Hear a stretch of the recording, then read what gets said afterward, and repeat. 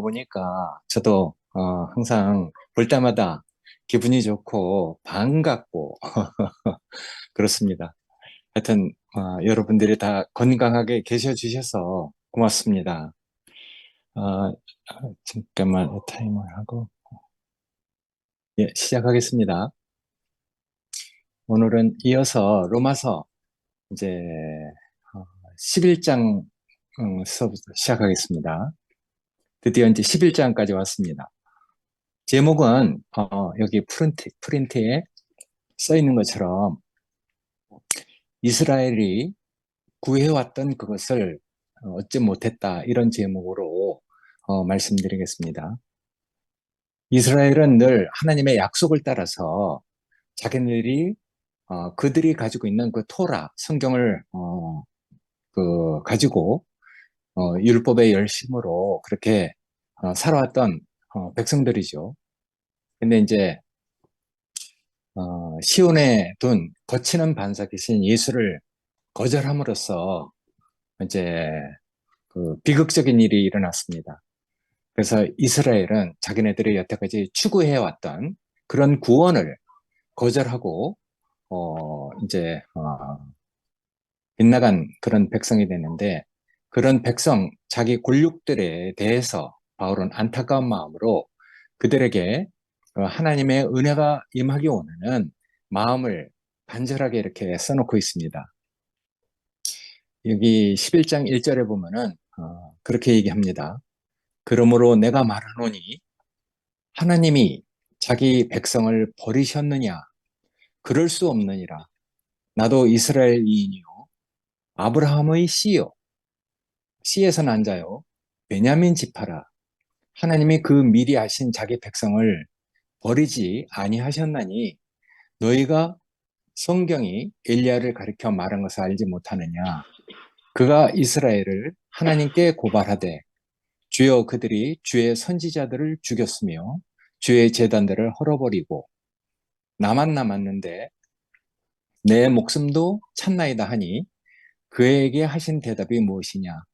내가 나를 위하여 바알에게 무릎 꿇지 아니한 사람 7천 명을 남겨두었다 하셨으니 그런즉 이와 같이 지금도 은혜로 택하심을 따라 남은 자가 있느니라. 만일 은혜로 된 것이면 행위로 말미암지 않은 것이니 그렇지 않으면 은혜가 은혜되지 못하느니라. 그런즉 어떠하냐? 이스라엘이 구하는 그것을 얻지 못하고 오직 택하심을 입은 자가 얻었고 그 남은 자들은 우둔하여졌느니라. 기록된 바 하나님이 오늘까지 그들에게 혼미한 심령과 보지 못할 눈과 듣지 못할 귀를 주셨다 함과 같으니라. 또 다윗이 이르되 그들의 밥상이 올무와 덫과 거치는 것과 봉이 되게 하옵시고 그들의 눈은 흐려보지 못하고 그들의 등은 항상 굽게 하옵소서 하였느니라. 이렇게 얘기를 하고 있습니다. 여기 요 도입부 11장 1절을 보면은 하나님께서 자기 백성을 버리셨겠느냐? 그럴 수는 없다. 이렇게 얘기를 합니다. 이제 바울의 습관이 늘 이런 식으로 얘기를 하죠. 바울의 어휘가 수사적인 어휘가 많습니다. 한번 우리가 되돌려서 그 말을 다시 한번 이렇게 생각할 수 있도록 항상 어휘를 그렇게 얘기를 하죠. 앞서 말한 내용, 그러니까 10장의 그 마지막 부분들, 그 부분을 얘기합니다. 그건 이제 이스라엘이 거역하고 있는 그런 모습을, 또 그런 결론을 얘기해 놓고 그 결론이 왜 틀렸는지 다시 한번 이렇게 말하면서 새로운 생각을 펼쳐나가고 있거든요. 10장 마지막에 그 내용을 간단히 살펴보면 그런 것이죠. 하나님께서 그 이스라엘에게 약속했던 그 약속들을 이스라엘 백성이 그 몰랐겠느냐? 그렇지 않다. 그 소리가 온 땅에 퍼졌고 그 소리가 온 땅 끝까지 이르렀도다. 그렇게 얘기했습니다. 그래서 그 그리스도의 말씀이 온 땅 끝까지 퍼졌다는 것을 얘기하고 있거든요. 믿음은 들으면서 나고 들음은 그리스도의 말씀으로 말미암아 만느니라 이렇게 얘기를 했잖아요. 그러니까 그리스도의 말씀이 온 땅 끝까지 퍼졌다는 얘기를 하고 있습니다. 세계가 바뀌었다는 얘기를 하는 것이죠.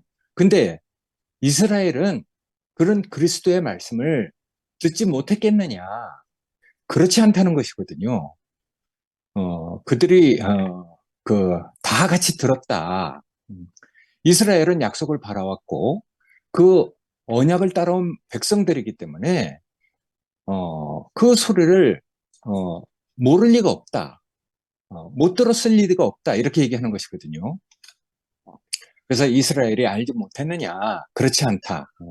이스라엘은 약속을 바래왔고 또 그 언약을 거역했을 때 그 결과에 대해서도 늘 하나님 말씀을 따라서 경고를 받아왔다는 것을 알고 있는 백성들이거든요. 그래서 이스라엘이 거역하면은 하나님은 내 백성이 아닌 자들로 그들을 시기나게 하고 미련한 백성으로 하나님의 그 노염을 살 것이다 하는 말들을 그 구약의 성경을 통해서도 늘 들어왔던 백성들이거든요. 근데 이제 이스라엘이 거역을 하게 됐단 말이에요. 그 결과로 그 말을 써놨잖아요. 하나님께서 구하지도 않았던 자들에게 나타난 바 되고 묻지도 않았던 자들에게 하나님이 나타났다.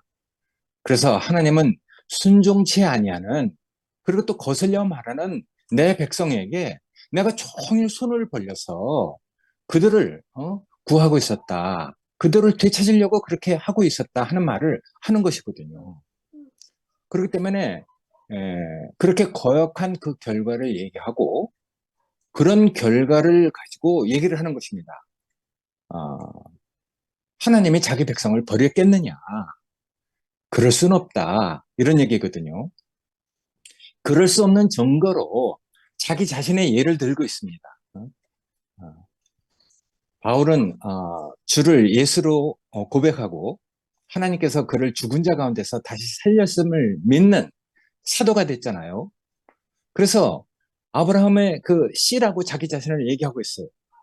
나도 유대인이고 아브라함의 씨에서 난 자고 더군다나 베냐민 지파다. 그렇게 얘기를 합니다.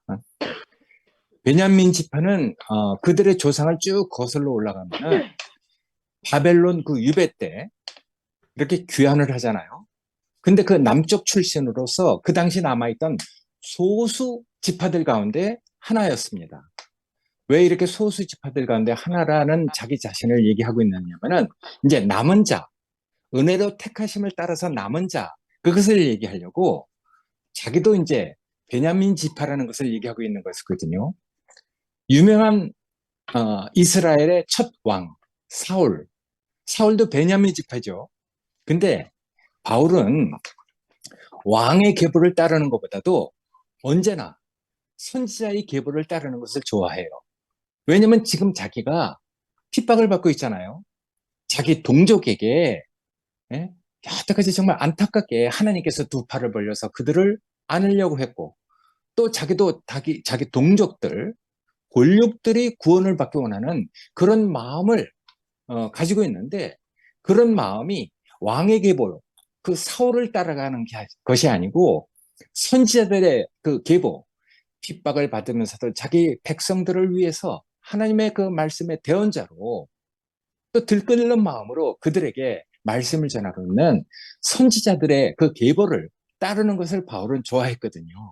그래서 늘 바울은 이사야, 그리고 또 여기 보면은 엘리야, 또 뭐 여러 가지 그 구약의 선지자들을 많이 이용하고 있잖아요. 그래서 바울도 여기 12장 2절에 보면은 자기 조상의 그 사례 때문에 사무엘장 12장 22절을 인용합니다. 자기 조상이 소수민족이고 바벨론 유배 때 겨우 이렇게 살아남은 그런 작은 그 이제 지파잖아요. 그렇기 때문에 하나님이 그 미리 하신 자기 백성을 버리지 않았다. 아무리 작은 지파라도 하나님은 그들을 남은 자가 되게 했다 하는 것을 연결시켜서 얘기하고 있는 것이거든요. 그래서 사무엘상 거기 12장 22절에 보면은 여호와께서는 너희를 자기 백성으로 삼으신 것을 기뻐하셨으므로 여호와는 그의 크신 이름을 위해서라도 자기 백성을 버리지 않을 것이라는 그런 얘기를 끌어다 얘기하고, 그리고 나서 이제 엘리야가 그 얘기한 그 유명한 기절을 또 얘기하고 있습니다. 엘리야를 얘기하면서 자기 처지를 이제 얘기하고 있는 것이죠. 엘리야가 어떤 사람입니까? 박해를 당하는 참 선지자잖아요. 홀로 하느님 앞에서 백성들을 위해서 기도하고 있는 엘리야. 어? 그래서 엘리야 사건은 뭐 지금 다 얘기할 수 없지만은 라합의 어떤 뭐 잘못 이런 것들을 지적하고, 나중에는 라합을 피해서 저 멀리 도망을 가고, 그리고 이제 나중에 라합이 자기 목숨까지 막 이렇게 구하고 하는 그 현실 앞에서 엘리야가 그렇게 얘기하잖아요. 이제 다 가고 나만 남았습니다. 이제 내 목숨까지 찾고 있습니다. 그렇게 얘기하니까 하나님은 그렇게 말씀하신단 말이에요. 내가 바알에게 무릎 꿇지 않는 자 7천을 남겨뒀다. 이렇게 얘기하고 있잖아요. 그러니까 이 엘리야가 언제 사람입니까? 주님이 오시기 전에 1000년 전의 사람이에요. 1015년서부터 897년 그 사이에 있던 선지자인데, 바울하고 시대가 다르잖아요. 벌써 1000년 전 사람인데. 근데 그 1000년 전 사람이지만은 하나님의 경륜을 가지고 성경을 통해서 거역하는 그 백성에 대한 하나님의 구원의 경륜을 그 이스라엘 사람들은 토라를 통해서 알고 있단 말이에요. 성경을 통해서 알고 있는 것이죠. 그런 엘리야의 그 어떤 사정과 자기의 지금 그 입장이, 자기의 그 현실이 겹쳐지니까 엘리야를 가지고 이제 자기 심정을 얘기하는 것이거든요. 음. 그래서 바울은 그런 엘리야를 보면서 자기가 주님을 따르고 하나님의 경륜을 얘기하는 그 사실 안에 서 있다는 것을 알기 때문에 담대하게 자기 자신을 세우고 얘기하고 있단 말이에요. 그래서 바울도 엘리야처럼 자기가 혼자가 아니다. 하나님이 나를 지켜주시고, 그리고 또 바알에게 무릎 꿇지 않은 자 7천이 여전히 남아있구나 하는 것을 작은 교회들을 통해서 어, 이제 증거를 삼아가고 알고 있는 그런 사람이 됐잖아요. 그런 확답을 얻은 것이죠. 그래서 바알에게 무릎 꿇지 않은 자, 남은 자, 그것을 이사야 그 1장 9절의 말로 얘기를 하고 있어요. 거기 보면은 9장 29절이나 이사야 1장 9절의 말이 똑같은 말이거든요. 이사야가 미리 말한 바, 만일 만군의 주께서 우리에게 씨를 남겨두지 아니하셨더라면은 우리가 다 소돔과 같이 되고 고모라 같이 됐을 것이다.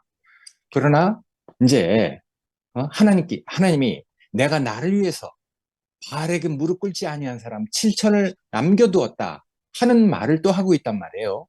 그러니까 바울 안에는 이 엘리야의 그 말과, 그리고 또 시대가 다르지만은 이제 여기 그 이사야 그 말을 겹쳐서 자기 자신의 심정을 지금 얘기하고 있는 것이거든요.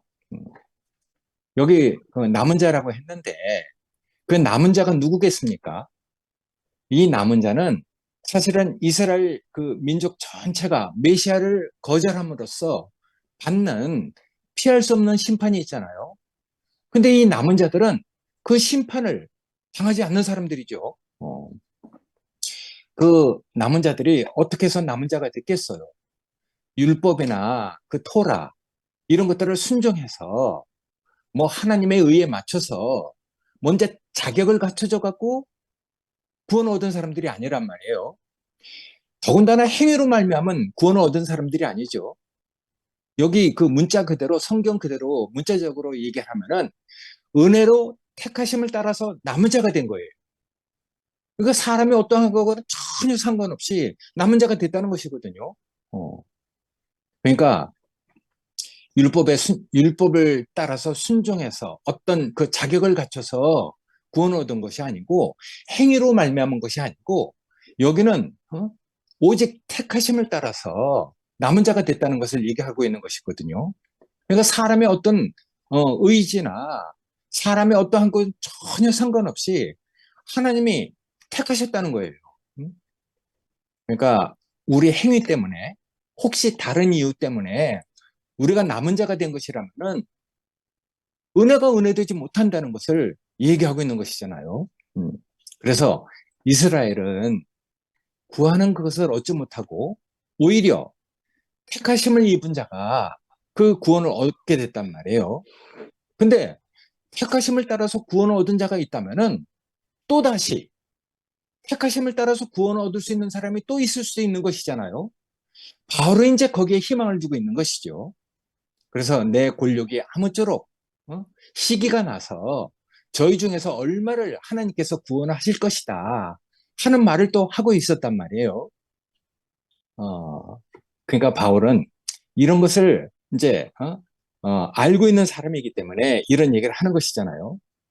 그래서 바울은 11장 7절에 보면은 육체를 따라 그렇게 빗나간 이스라엘 그 상태를 묘사하기 위해서 다시 한번 멈춰서고 이제 그 사실을 얘기합니다.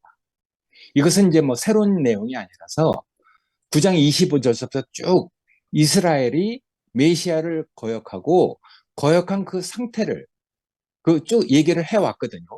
그러니까 그 거역한 상태를 신명기나 이사야를 통해서 그들이 어떤 정죄에 빠졌는지 그 상태를 얘기하고 있었단 말이에요.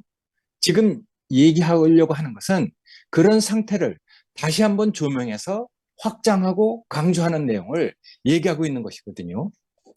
지금 여기 보면 그렇게 얘기를 해요. 어? 그런 적 어떠하냐? 그들의 그 빗나간 상태가 지금 어떤 처지에 놓여 있느냐? 어? 그렇게 얘기를 하고 있는 것이거든요. 은혜로 택하심을 따라서 얻은 남은 자들은 구원을 얻었지만은 나머지 사람들은 이제 완고해졌단 말이에요. 그러니까 이 개역개정 그 성경을 보면은 더 레스트 이거를 남은 자로 번역해서 이제 혼돈을 주고 있는데 나도 한번 그 성경을 찾아봤더니 이게 개역개정이 좀 이렇게 바울의 어떤 그 이제 사고대로 하자면은 약간 혼돈을 주는 그런 이제 번역으로 이렇게 써 있죠. 여기서는 단순히 이스라엘을 은혜로 택하심을 받은 남은 자, 레멘트라고 하잖아요. 근데 구원을 얻지 못한 나머지 레스트하고 다르단 말이에요. 그러니까 이제 개역개정은 우리가 알다시피 약간씩 그 번역을 정확하게 하지 못한 것이 있으니까.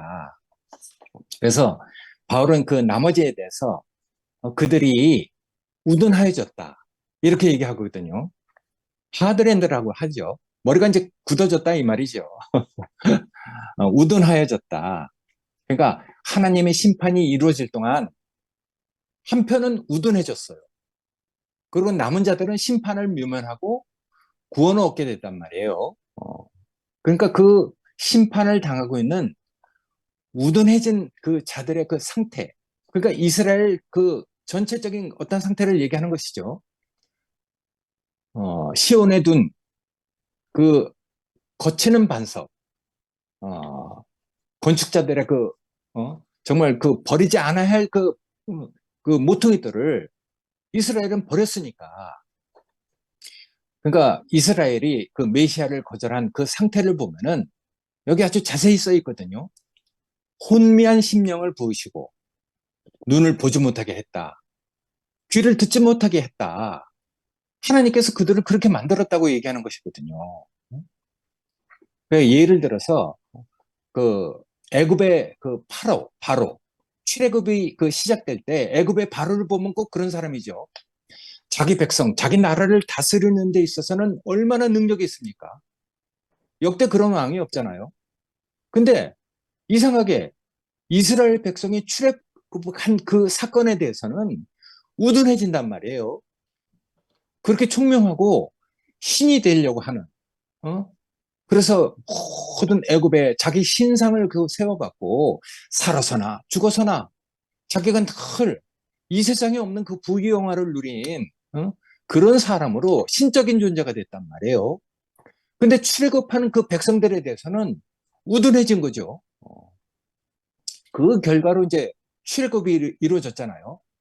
바로의 마음을 하나님께서 강팍하게, 완고하게 하셨느니라. 지금 이 성경의 그 얘기로는 우둔하여졌다 이 말이거든요. 그러니까 그 바로가 우둔하여진 결과로 이스라엘 백성이 출애굽을 하게 되고 그 결과는 하나님의 영광이 드러나고 하나님의 이름이 널리 퍼지는 이런 결과가 됐단 말이에요. 또 하나 예를 들자면은 씨를 남겨두지 않았으면은 소돔과 같이 되고 고모라처럼 될 것이다 이렇게 얘기했잖아요. 그러니까 소돔과 고모라 성에 있는 아브라함의 조카 롯 우둔하여진 것이잖아요. 죄악이 관영한 도시에서 겨우 살아남았어요. 그건 아브라함의 중재로 살아남았거든요. 그런데도 어? 그런데도 이 우둔해져 갖고 하나님의 그 이제 형상을 가지고 왔던 그 세 그 선지자 하나님의 그 대리자들을 그 죄악이 관영한 그 백성들이 내놓으라 하니까 어? 그 자기 딸하고 상관 하나 하고 자기 딸을 내주는 그 아버지 결국은 나중에 그 자기 딸들이 아버지 술을 먹여서 부끄러운 그 조상이 되잖아요. 모압의 그 조상이 된단 말이에요. 이스라엘의 그 총에 열대째 들어오지 못하는 저주받은 그 백성. 그런 조상이 되는 것이잖아요. 그러니까 거기 보면은 우둔해진 거지요. 눈이 보지 못하게 되고 귀가 듣지 못하는 그 혼미한 심령을 가졌기 때문에 오죽하면은 딸하고 상관을 하겠어요. 오죽하면 그 부끄러운 모압의 그 조상이 됐겠어요.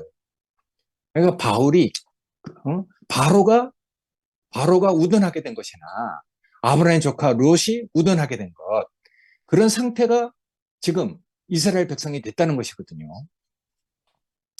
그러니까 이 우둔하게 되면 믿음에 이르게 되는 그 경우를 제하고는 되돌려질 가능성이 없어요. 그러니까 자기를 위해서 사는 데는 아주 영특하고 똑똑하죠. 그런데 하나님의 일에 대해서는 우둔하게 됐다는 것이거든요. 혼미한 심령을 가지고 하나님이 하시는 일을 보지 못하니까, 그걸 듣지 못하니까 결국은 우둔하게 되는 것이죠. 근데 이걸 돌려서 이제 바울은 얘기하고 있습니다.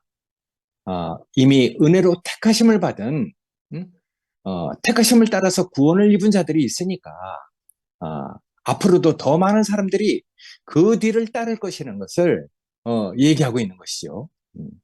그래서 바울은 그렇게, 얘기를 하고 있어요.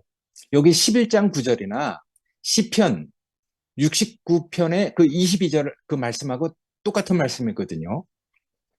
그들의 밥상이 올무가 되게 하시며 그들의 그 평안이 덫이 되게 하옵소서. 그들의 눈이 어두워 보지 못하게 하시며 그들의 허리가 항상 떨리게 하옵소서. 여기서는 그들의 등이 항상 굳게 하옵소서 이렇게 얘기하잖아요. 그리고 또 그 뒤에 시편 그 뒤에 글을 조금 더 읽어보면 주의 분노를 그들 위에 부으시며 주의 맹렬하신 노가 그들에게 미치게 하옵소서. 그들의 거처가 황폐하게 하시며 그들의 장막에 사는 자가 없게 하소서. 그러니까 시편을 인용한 이 말은 앞서 얘기한 신명기하고 이사야를 결합해서 이 본문하고 연결시켜서 얘기하고 있잖아요. 그러니까 바울이 어떤 생각을 가지고 이스라엘을 대하고 있는지 그것을 얘기하고 있어요. 여기 보면 하나님의 심판을 아주 정확하게 얘기하고 있거든요. 그러니까 이스라엘에게 내려지는 그 심판은 결국 복음의 핵심인 예수를 거절한 것이죠. 메시아. 정말 온 인류를 구원하려고 보낸 그 하나님 아들, 그 아들을 거절한 것이거든요. 그래서 이스라엘은 예루살렘, 그 시온에다가 준 모퉁이들, 건축자의 그 모퉁이들, 그 돌을 거절했기 때문에 예수를 그 거절한 그 결과가 자기네들은 이제 거치는 반석을 버렸기 때문에 자기네들의 그 삶이 늘 피폐한 삶이 되는 것이거든요. 그러니까 이스라엘의 그 거치는 돌을 벌인 사건들. 그러니까 메시아를 줬지만 메시아를 거절한 그 사건과 무관하지 않다는 것이거든요. 그러니까 우둔하게 됐다는 것과 하나님이 메시아 그 구원자를 보낸 그 구원자를 거절한 것이 결코 무관하지 않다. 그것이 다 연결되어 있는 것이다. 라는 것을 얘기하고 있는 것이거든요. 그래서 바울은 그렇게 얘기해요. 아마 이사야나 여기 신명기 그리고 또 많은 지나간 이스라엘이 거역할 때마다 핍박을 받던 그 선지자들을 자기 심정에다 두고 얘기를 하고 있는 것이죠. 그래서 이 시편에 묘사된 그 고난을 받는 자, 그러니까 선지자들이 와서 이스라엘 백성들에게 하나님을 대신하는 마음을 가지고 대언을 하고 있잖아요. 근데 그 선지자들을 알아보지 못하니까 그들을 모욕하고 괴롭힌 이런 사람들 결국은 심판을 자초한 것이잖아요. 음, 항상 하나님은 경고를 하십니다. 또 그들에게 항상 기회를 주시거든요. 괜히 까닭없이 심판을 하는 적이 없어요. 늘 경고를 하시고 그리고 또 심판을 하시기 전에 몇 번이나 기회를 주시는 것이거든요. 근데 이상하게 그 심판을 자초한 이스라엘은 결국 여기 써 있는 대로 그 밥상이 그 식탁이 올무와 덫과 거치는 것이 됐다고 그랬잖아요. 그러니까 그 식탁 위에 그 차려진 어떤 것들을 보면은 야 십자가에 못 박힌 그 메시아를 거절한 사태와 그게 그런 상태를 그대로 얘기하고 있어요. 그 밥상이 그렇다면 그게 얼마나 끔찍한 일입니까? 그 밥상에 항상 다른 사람에게 올무를 넣고 덫을 놓고 거치는 것이 이렇게 올려져 있는 밥상이라면은 그 사람들의 그 마음의 상태, 그 됨됨이, 그 인격은 이건 말할 것도 없는 것이잖아요. 왜 그렇게 됐겠어요? 심령이 어두워지고 눈이 어두워지고 항상 들을 것을 듣지 못하기 때문에 항상 등이 굽어 있기 때문에 그렇게 됐다는 것이거든요. 그래서 이 다음에 얘기할 것이지만은 현재 11장 오늘 10절까지 얘기했지만은 그 뒤에 다음 절을 보면은 유대인들은 어떤 정죄를 계속해서 받게 될 것이라고 얘기하는 게 아니에요. 이런 정죄가 계속된다면은 얼마나 끔찍한 일이겠습니까?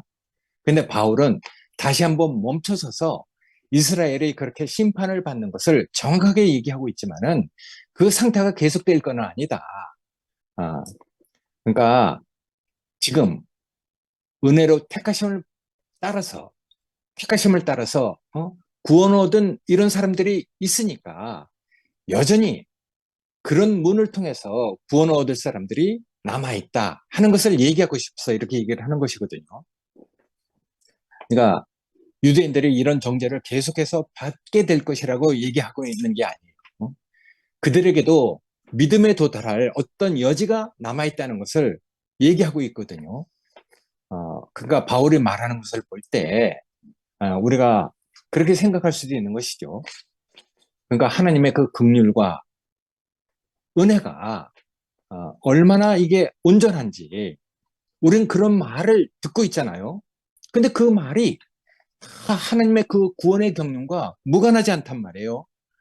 그런 하나님의 구원의 경륜, 하나님의 말씀이 사람들을 얼마나 찾고 있는지, 얼마나 사람을 구원하기 원하는지, 그 조화로운 화음이 온전하게 이렇게 표현이 되려면은 하나님께서 가장 싫어하는 심판의 언어 역시 정확하게 표현이 돼야 된다는 것을 얘기하고 있거든요. 그러니까 두리뭉실하게 하는 법이 없어요. 왜 심판하시는지, 왜 한쪽은 또 구원하시고 축복을 주시는지 그 사실을 명확히 알아야 된다는 것이거든요. 그러니까 하나님이 하시는 일은 항상 빛 가운데서 일을 하시잖아요. 그러니까 지금 한낮이 아니느냐, 한낮에 다니는 사람이 왜 어둠에 빠지겠느냐, 이렇게까지 얘기를 하고 있단 말이에요.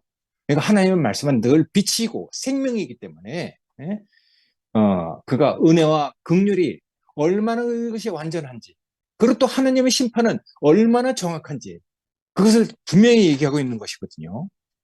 그래서 바울은 그렇게 얘기하고 있는 것 같아요. 은혜가 정말 은혜가 되게 하려면은 심판이 정확하게 심판으로 이렇게 그 분명하게 내려지는 것을 우리가 알아야 된다. 그것을 얘기하고 있는 것이거든요.